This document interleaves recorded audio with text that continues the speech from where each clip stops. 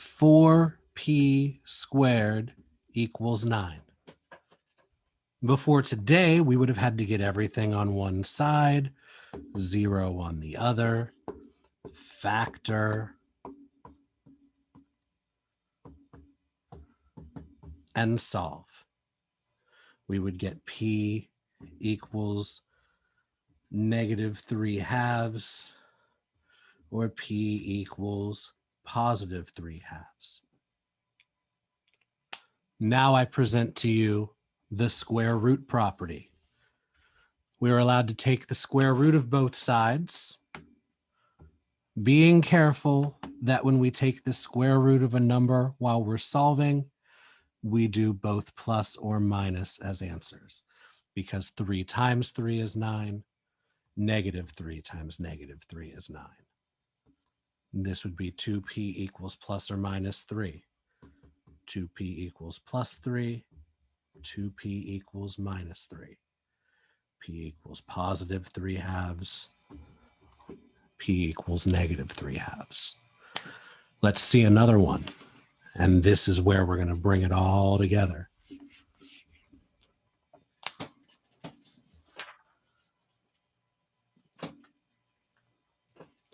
(3x squared plus 75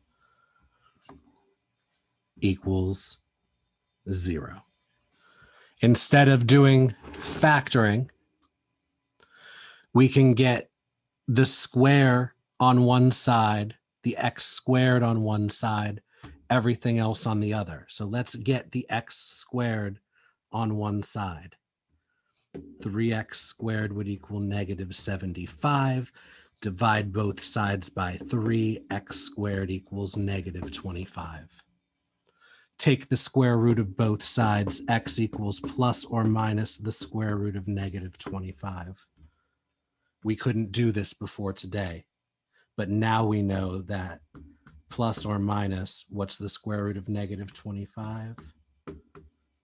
Plus or minus 5i would be the answer. And let's expand its use to something like this. W plus 3 squared equals 20. Well, to use the square root property, we want to get a square on one side, everything else on the other, and then get rid of the square by taking square roots. Being careful that whenever we take the square root of something, so here the square and the square root are just canceling each other out, but here we're taking the square root of 20. We want to make sure we have that plus or minus sign. Why? Because it's two answers, positive square root of 20 or negative square root of 20, plus or minus, positive or negative.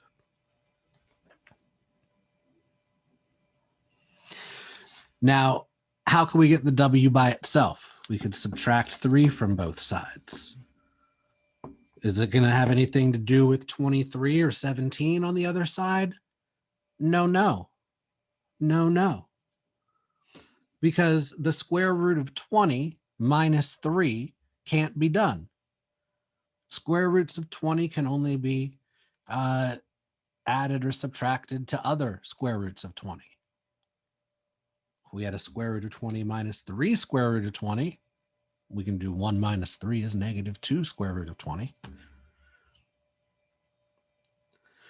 So we would only be able to say the square root of 20 minus 3. And we actually have a shorthand way of writing this. Let's put the minus 3, the subtraction first, and then our radical, plus or minus 20. So actually here, if it was anything but 20, we would be done. Can we simplify the square root of 20? Well, no, square root of 16 is 4, square root of 25 is 5. It's not 16 or 25, but that's not what I'm talking about, is it? You got to look for square root factors of 20, and we got one. 20 is 4 times 5. A 4 on the inside would be a 2 on the outside. So 20 is 4 times 5. Radical 20 would be radical 4 times radical 5, and radical 4 is 2. So I'm going to start doing simplifications like this without showing every step. We got to start doing more things in the problem so we can show less steps, because we got a lot of steps to do. And then we have the minus 3 in front. So W equals -3 plus or minus 2 radical 5. That's the answer. And if we had to list them individually, them, what do I mean them? Yeah, them. Plus or minus means this is 2 answers. This is -3 plus 2 radical 5, or -3 minus 2 radical 5. 2 answers. And again, or doesn't mean you can put one or the other. Or is just how we combine multiple answers.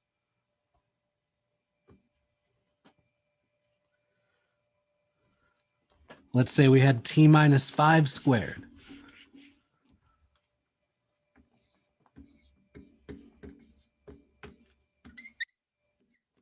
Equals 18. Square root of both sides leaves us with t minus 5 on the left. Square and square root cancel each other out. On the right, we have plus or minus the square root of 18. Let's go ahead and simplify that now. 18 is 9 times 2. A 9 underneath would be a 3 on the outside.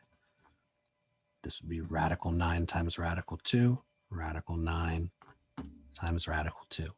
Radical 9 is 3.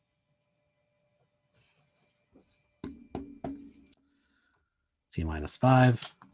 To get the t by itself, we would add 5 to both sides. So that's going to be a positive 5 in front of the plus or minus. 5 plus or minus 3 radical 2. Because this means the same thing as plus or minus 3 radical 2 plus 5. We like our radicals to be at the end. We don't like plus or minus in front if there's something we can have first. So positive 5 plus or minus 3 radical 2. As 2 separate answers, that would be 5 plus 3 radical 2, 5 minus 3 radical 2.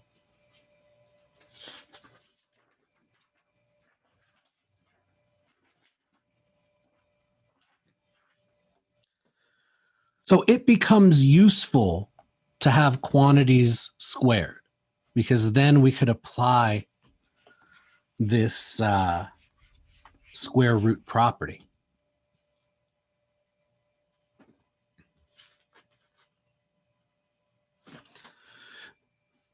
So we would like seeing things like x squared plus 10x plus 25 in a problem, because this is a perfect square trinomial. It factors to x plus 5 squared. We can manipulate the situation so that we are creating squares where squares do not exist. This process is called completing the square. And I'm just going to jump right in.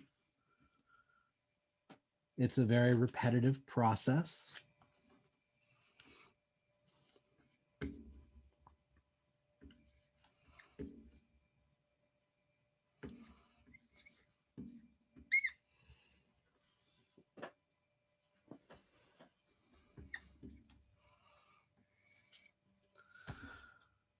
What would we have to have here to complete the square?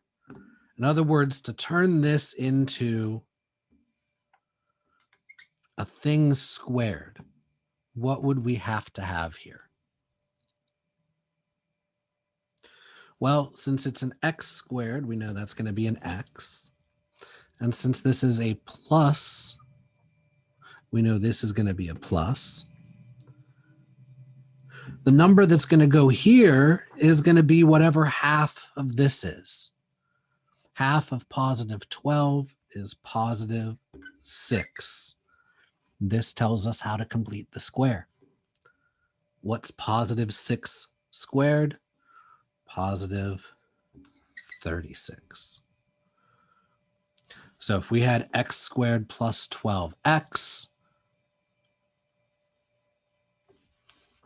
the number that completes the square is 36. And the square that it completes is x plus 6 squared.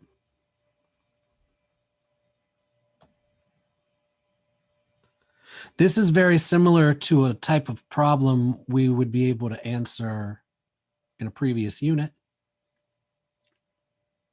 There,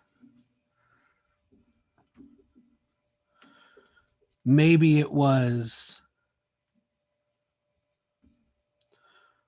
what does the middle term have to be for this to be a perfect square trinomial? And how did we find the middle term? This was x squared. This was 6 squared. And in the middle, we did whatever this was plus, and then 2 times the first times the second. 2 times x times 6. And we were able to get that a plus 12x would make this a perfect square trinomial. Completing the square is just doing the same thing, except instead of finding the middle term, we have the middle term, and we want to find the last term. How do we do that? Well, it's always plus. We can make the square at the same time, and it's whatever half is. Half of 12 is 6. 6 squared gives us the 36. So first we take half to figure out what the square we want to complete is, and then we square that number to actually complete this square. So let me line up a few of these.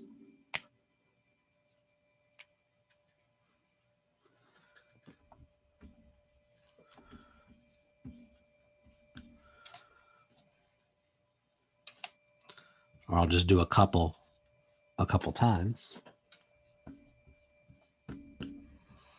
So here, x squared minus 26x, what completes the square? Well, it'll be plus whatever it is. The square we want to complete is x minus, because of the minus here. Half of 26 is 13. 13 squared, and see, this is why it's always plus. Negative 13 times negative 13 is positive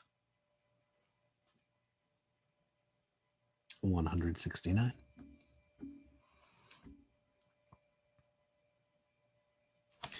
What about here? Well, when it's an even number, taking half is easy. When it's an odd number, taking half is not as straightforward, but it's still just dividing by 2. 11 over 2. Yes, really, that's all you have to do to figure out what the square is. Half of 11 is 11 halves. Half means divided by 2. When all else fails, divided by 2. And then square. Squaring 11 halves is going to be a fraction. 11 squared on top, 121. 2 squared on the bottom, 4. So 121 fourths completes that square.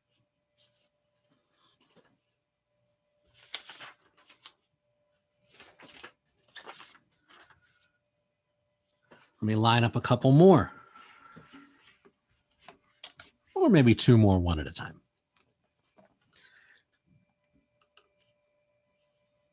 X squared minus 4/7 x plus what completes the square? Let's look at what half of 4/7 is. Divided by 2, we're taking half is the same as multiplying by 1/2. It effectively multiplies 2 in the bottom, 4/14. And then that reduces to 2/7. So that's how we take half of a fraction. Either multiply a 2 in the bottom and you're good, or it'll give you something that reduces further, and you do that. So the square we're completing, x minus what? Half of 4/7 is 2/7. Half of 4 something is 2 something. Half of 4/7 is 2/7. And then always plus, we're squaring this. 2 squared is 4. 7 squared is 49. So plus 4/49 completes that square. One more, and then we'll connect this to actually solving something. W squared plus 7/3 W. It's not an even, so we can't do that cool half of 7 something is half of 7 something. But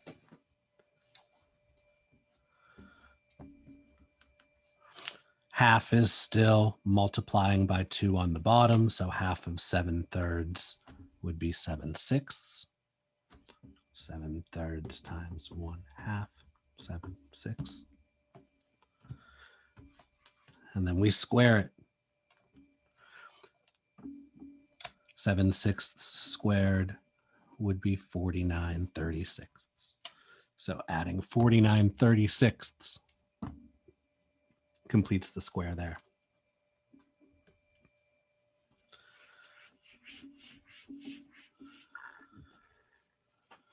Okay. Why is this useful? Well, because we're about to use the square root property to solve x squared minus 6x plus 13.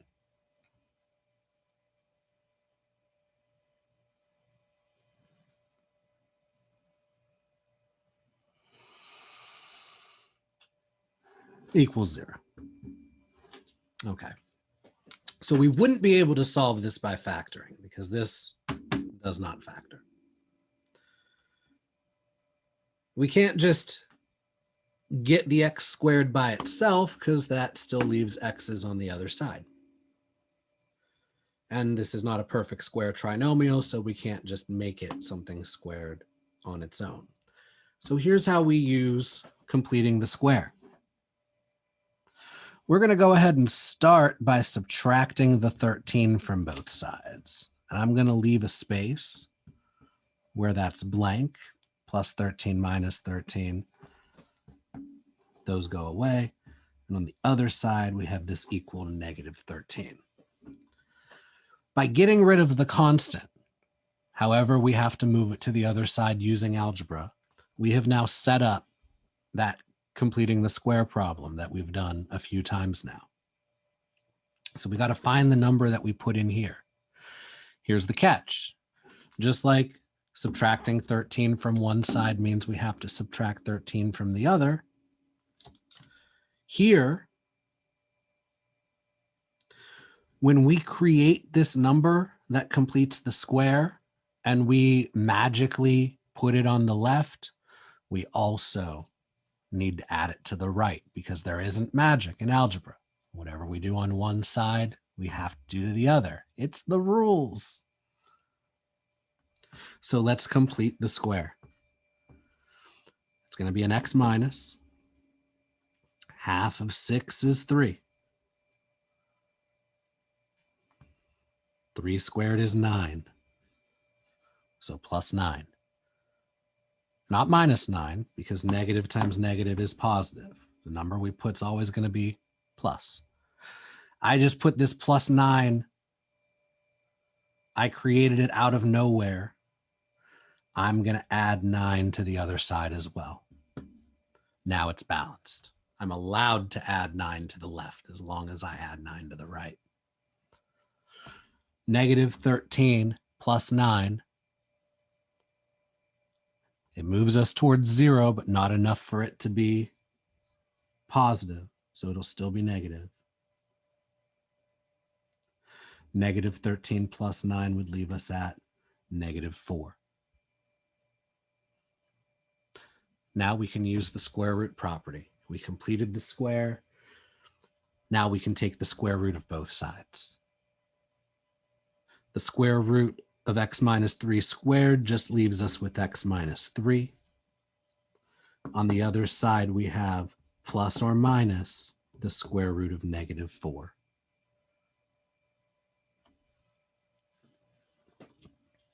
Let me move that up to the top so we can continue working. Whenever we have the square root of a negative number,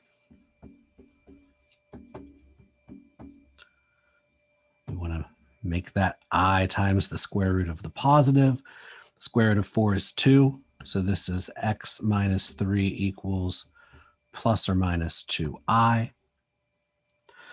Add 3 to both sides. X equals 3 plus or minus 2i. 3 plus 2i, 3 minus 2i. And now you can see another reason why adding 3 to both sides is going to put the plus 3 in front of the plus or minus. It keeps us in a plus bi form when we get complex answers. So 3 plus or minus 2i. If we were specifically told the answer should be real numbers only, there would be no solution. But if it doesn't say just real numbers, if we can use complex numbers, which, unless specifically stated, it has to be real, we can now take square roots of negative numbers using I.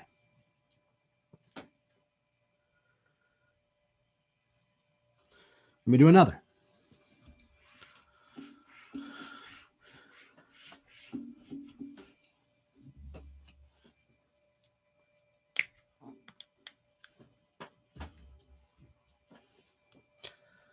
Two m squared plus 10m equals 3.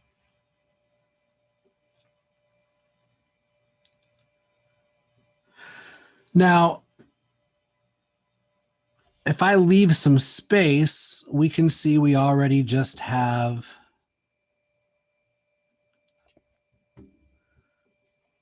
what we need to complete the square on the left, but I want to caution you. Caution, caution, caution. So sorry. Caution. We have not done a completing the square that had a number in front of the m squared or the x squared or the whatever squared for a reason. And it's because you can't do the completing the square trick when you have something there. So whatever's in front, we're going to divide everything by that number. So that gets divided by 2, that gets divided by 2, that gets divided by 2. I would have just said, hey, let's divide both sides by 2, but I don't want you to get it twisted. I don't want you to think that nothing happens to the 10. I want to express that dividing a whole side by 2 means dividing each term by 2.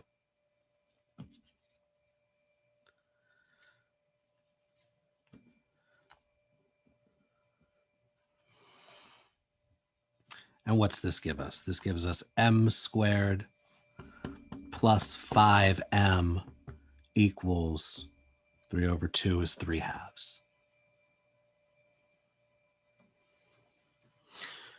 Completing the square. Well, what's the square we're going to complete? It's going to be an m. It's going to be a plus. Half of 5 is 5 halves.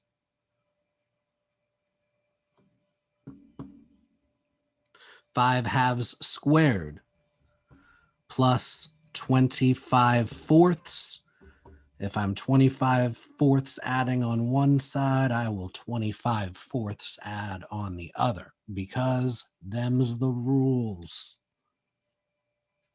And how do I add two fractions? Well, I get a common denominator. 3 halves is 6 fourths. You're starting to see it now. You're starting to see why we did the things that we did at the beginning. Why we have to know how to add fractions by hand. Because they're many steps in larger problems.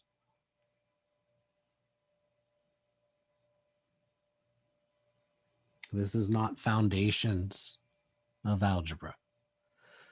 This is intermediate algebra. This isn't even college algebra.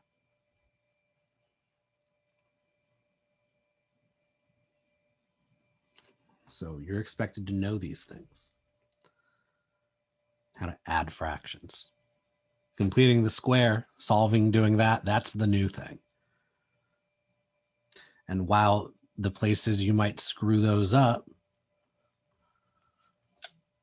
are in the little details of the adding and subtracting, that might be what makes it difficult for you. That's not this class's material. So I'm going to show the steps as much as I can. But 3 halves plus 25 fourths, I shouldn't be needing to explain it. I'm refreshing your memory. Hopefully I'm not teaching you straight out here. Let me move this bottom line to the top so that I have some space to work. M plus 5 halves squared equals 6 fourths plus 25 fourths. Okay. 6 fourths plus 25 fourths is 31 fourths. So we have this square by itself, all on its lonesome, equal to something else. What do? Square root both sides. Square and the square root cancel each other out, just leaving us with m plus 5 halves. Over here, we get plus or minus the square root of 31 over 4. Watch what happens here. This is beautiful. Rationalizing, right? 31 over 4. We can't simplify it, but because it's the square root of a fraction, that's like having square root over square root.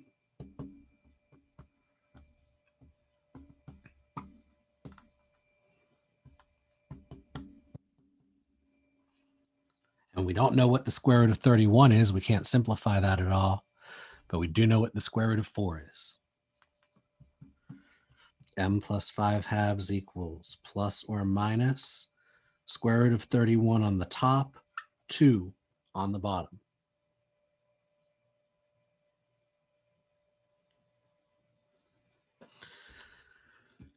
Doing this twice in one problem, writing it up top. M plus 5 halves equals plus or minus radical 31 over 2. I'm going to subtract the 5 halves to get the m by itself. So I have minus 5 halves plus or minus radical 31 over 2.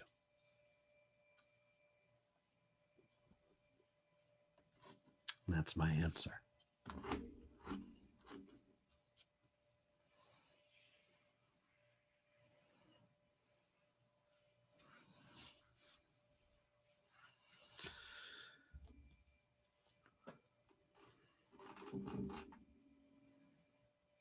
Now, I don't want you to worry about solving with completing the square too much.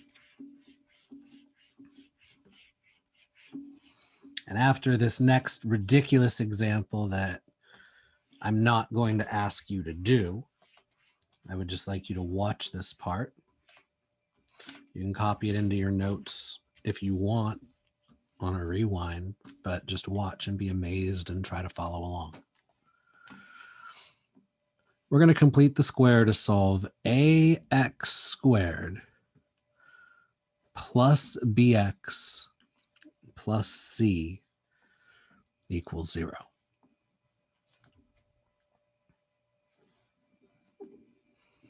Maybe you might know what x equals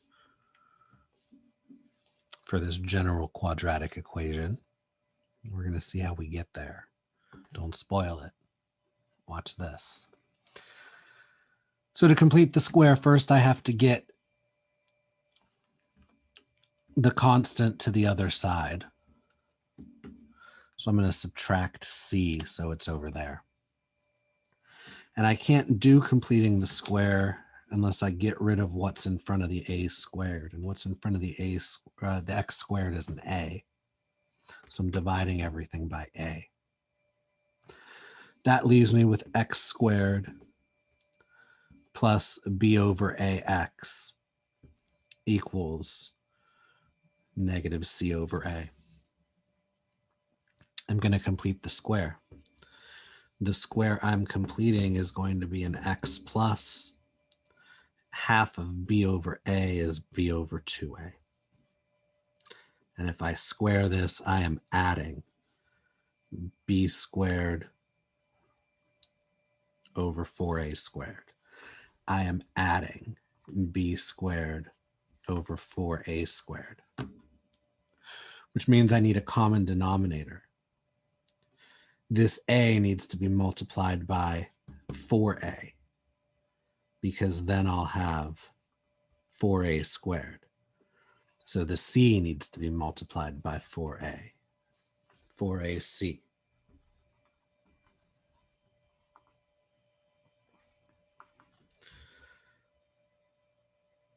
I'm going to rewrite this line at the top now.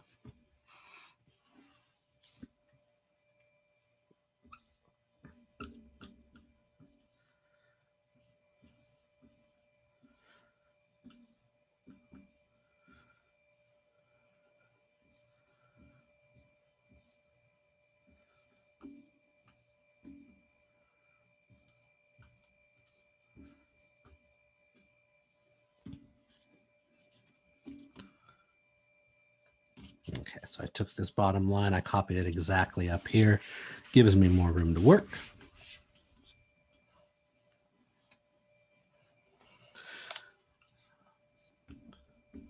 I'm not going to make any changes on the left for a moment because I have the square by itself. Eventually, I'm just going to take, oops, there we go. Eventually, I'm just going to take square root of both sides.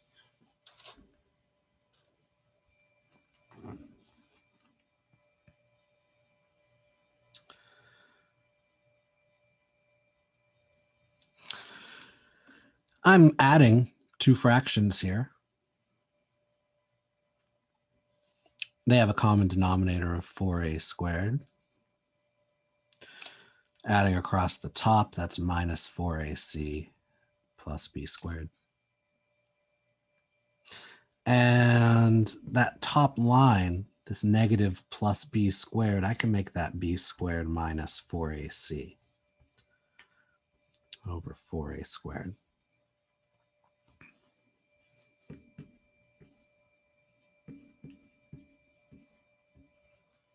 Okay. Got a square by itself. I'm going to take the square root of both sides. That just leaves me with the x plus b over 2a on the left. On the right, plus or minus the square root of all this stuff.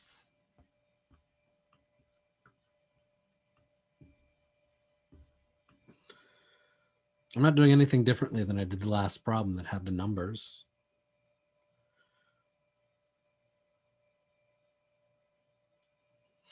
Let me write what I have up top.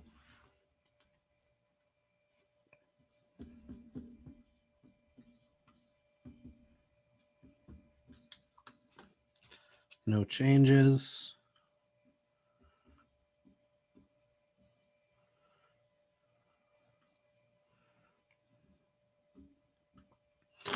So there is nothing I can do to that fraction to simplify it any further, but we cannot abide a square root on the bottom, which means we cannot abide the square root of this whole thing.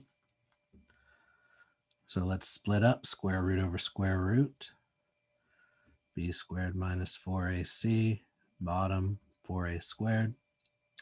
We can't take the square root of the top, but we can take the square root of the bottom. And I think you know what's going on by now. So we have plus or minus.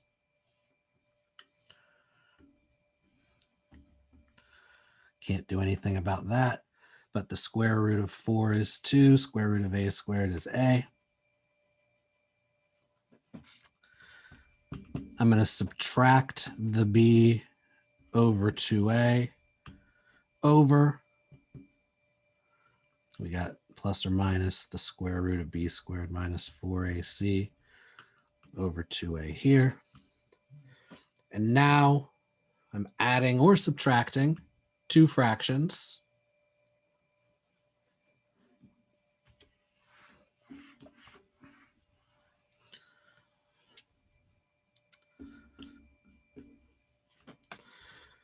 I'm going to keep that common denominator. On the top, I would have negative b plus or minus the square root of b squared minus 4ac, and I have solved for x. So x equals negative b plus or minus the square root of b squared minus 4ac all over 2a. That is what we get when we have ax squared plus bx plus c equals 0. And there's a special name for this. It's the quadratic formula. And you need to memorize the quadratic formula. Otherwise, you have to do all that work I just did every time. I saw a man on the street with a parabola in his hand. He said, "Sir, please help me. I don't understand, and I've been having troubles. This problem's all my fears." So I took out my notebook and I wiped away his tears with the quadratic formula.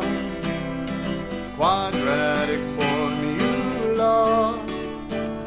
The quadratic formula. The quadratic formula.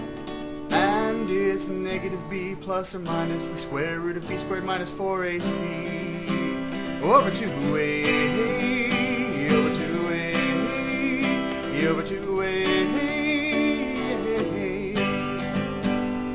Although I couldn't factor it, I attacked the equation fast. Did I plug in the coefficients? Yep, you bet your ask me if I could explain it. This problem's down the drain. That's exactly when he stuck a knife into my brain. I exclaimed, "Why did you do this? Do you even care? Didn't I just help you? Didn't I complete your square?" No, actually, I used the quadratic formula. Quadratic formula. Quadratic formula. Quadratic formula. And it's negative b plus or minus the square root of b squared minus 4ac over 2a over 2a over 2a. Now my life is over. I've seen all that I can see.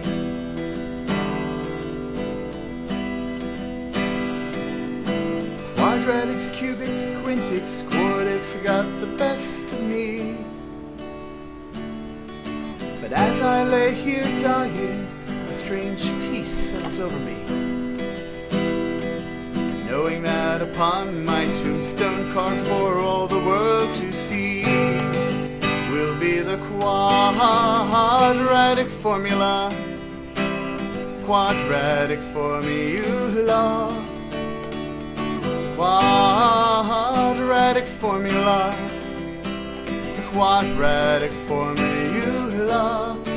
And it's negative b plus or minus the square root of b squared minus 4ac over 2a, over 2a, over 2a. One more time. Quadratic formula. Quadratic formula. Let's bring it way down. Quadratic formula. Quadratic formula.